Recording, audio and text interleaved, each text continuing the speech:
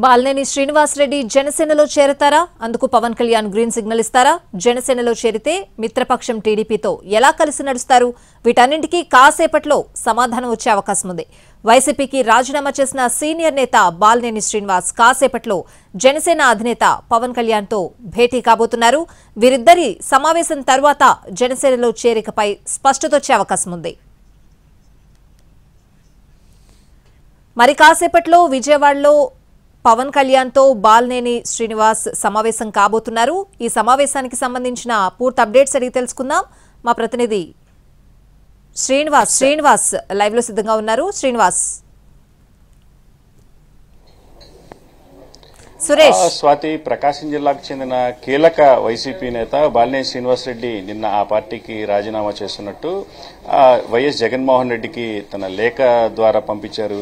మొత్తం ఆయన నిన్నటి నుంచి హైదరాబాద్ నుంచి ప్రస్తుతం విజయవాడ చేరుకున్న పరిస్థితి అయితే ఉంది. ఈ రోజు మరికొద్ది సేపట్లో ఆయన జనసేన అధినేత పవన్ కళ్యాణ్తో భేటీ కానున్నారు. మొత్తం ఏదైతే నిన్న ఆయన రాజీనామా చేసిన అనంతరం పెద్ద ఎత్తున ఒంగోలు నుంచి ఆయన సన్నిహితులు కూడా ఆయన దగ్గరికి చేరుకున్న పరిస్థితి కూడా మనం చూడొచ్చు. ప్రస్తుతం మనతోటి బాలినేని శ్రీనివాస్ రెడ్డి గారు అందుబాటులో ఉన్నారు. వారిని అడిగి తెలుస్తున్నా అసలు ఎందుకు పార్టీకి రాజీనామా చేశారు అనే విషయాల్ని.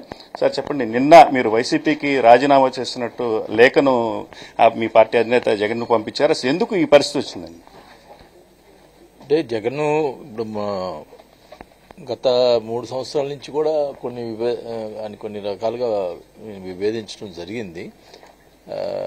అంటే కొన్ని విషయాలు నేను చెప్తే దానికి ఆయన ఒప్పుకునే పరిస్థితి లేదు.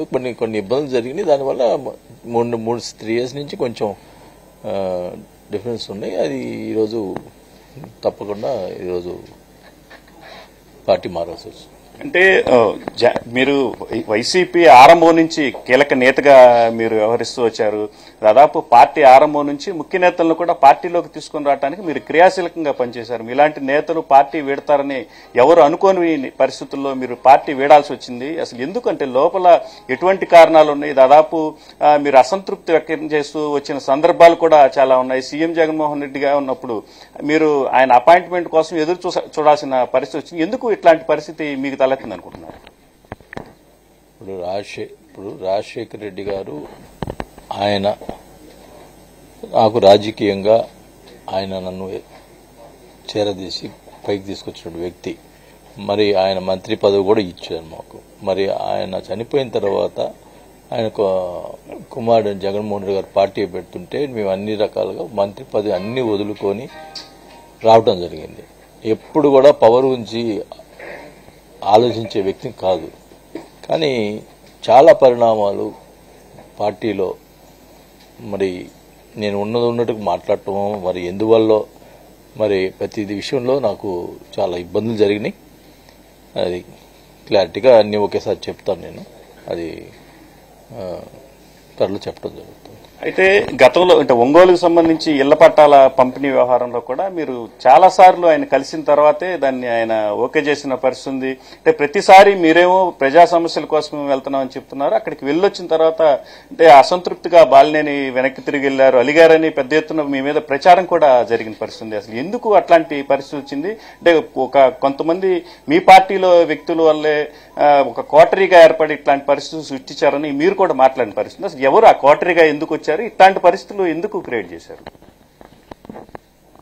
వాస్తవంగా నేను ఏ రోజు కూడా నా సొంత విషయాల మీద నేను ఆయన్ని పోయి అడగటం జరగలేదు. ప్రజల సమస్యల మీదే అడిగాను. కానీ అక్కడ సీఎం ఆఫీస్లో పట్టించుకునే పరిస్థితి లేదు. మరి అక్కడ ఏ పనులు కూడా సరిగా జరిగే పరిస్థితి కూడా లేదు. పట్టాల విషయంలో చాలా రోజులు లాస్ట్ దాకా పోరాటం చేశాము. కానీ అది లేట్ అవటం వల్ల నేను గవర్నమెంట్లు కూడా సరెండర్ చేసి నేను ఇది జరిగింది. లాస్ట్లో ఇచ్చారు. అది పూర్తిగా కూడా ఇది చేయలేకపోయాను. మరి ముఖ్యంగా ఎప్పుడు నేను అడుగుతున్నా, ఈ కోటరీ అనేది వాళ్ళ ఉదాహరణ చెప్తాను. నేను నిన్న మొన్న కూడా 3 రోజుల క్రితం కూడా అసలు నేను ఏ ప్రెస్కు పోలేదు, నేను హైదరాబాద్లో ఇంట్లో నుంచి బయటికి పోలేదు. ఢిల్లీ నుంచి ఢిల్లీ పోయి ప్రెస్ మీట్ పెట్టాను. వైఎస్ఆర్ పార్టీ పిల్ల కాంగ్రెస్ పెద్ద కాంగ్రెస్ కలిసిపోతుంది అని చెప్పి నా పేరు మీద స్టేట్మెంట్ కొంతమంది చేత మాట్లాడించడం, సాయి అనేది సజ్జల గారి ఇష్టం వచ్చినట్టు మాట్లాడించడం. ఒక పక్క ప్రతిపక్షం వాళ్ళు మాట్లాడిస్తా ఉన్నారు, ఒక పక్క స్వపక్షంతో మాట్లాడిస్తా ఉన్నారు. అసలు నేను ఒక మాట పిల్ల కాంగ్రెస్ పెద్ద కాంగ్రెస్ అని నేను మాట్లాడానా? లేకపోతే జగన్మోహన్ రెడ్డి గారు ఇంకోసి వచ్చింది, ఇంకొక న్యూస్, జగన్మోహన్ రెడ్డి గారు ఈవీఎంల మీద నన్ను ఇజేమున్నాడు అని చెప్పి ఆయన మళ్ళీ దాని మీద కూడా అబద్ధ ప్రచారం పెట్టారు. నా సొంతంగా నేను డబ్బులు కట్టుకొని ఈవీఎంలు పోరాటం చేశాను. ఎవరు పట్టించుకున్నారు? దాన్ని కూడా అబద్ధ ప్రచారం పెట్టి దానివల్ల ఇది చేశాడు జగన్మోహన్ రెడ్డి ఏదని చెప్పి అన్నానని చెప్పి ఇది చేశారు. అంటే స్వపక్షం వాళ్ళు కూడా ఈ రకంగా చేస్తుంటే ఎన్ని రోజులైనా బరాయిస్తాం? ఇప్పుడు మంత్రి పదవి రెండోసారి మంత్రి పదవి ఇచ్చారు,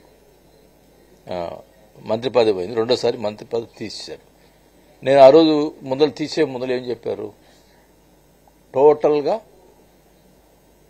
అందరిని మంత్రి పదవిని తీసేస్తూ ఉన్నారు.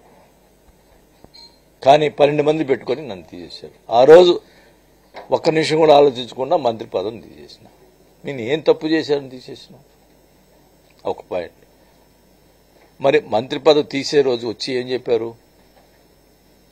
అది ఇవ్వలేకపోతున్నాం, సామాజిక న్యాయం వల్ల ఇవ్వలేకపోతున్నాం, మీరు మొత్తం మీ జిల్లాలో ఎవరికి ఇవ్వటం లేదు అని 2 గంటలకు వచ్చి చెప్పిపోతారు.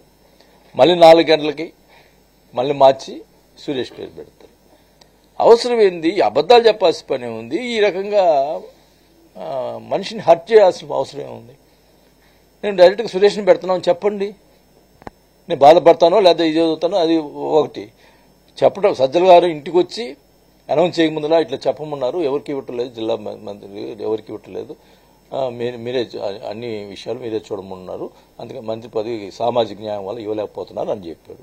2 అవర్స్ తర్వాత ముందులేమో తిప్పేసామని పేరు టీవీలో వేయించారు. మళ్ళీ 2 అవర్స్ తర్వాత తిప్పేసామని తీసేసి సురేష్ని పెట్టాను. ఈ డ్రామాలు అవసరమా మనకి? అంటే ఇప్పుడు కేవలం అంటే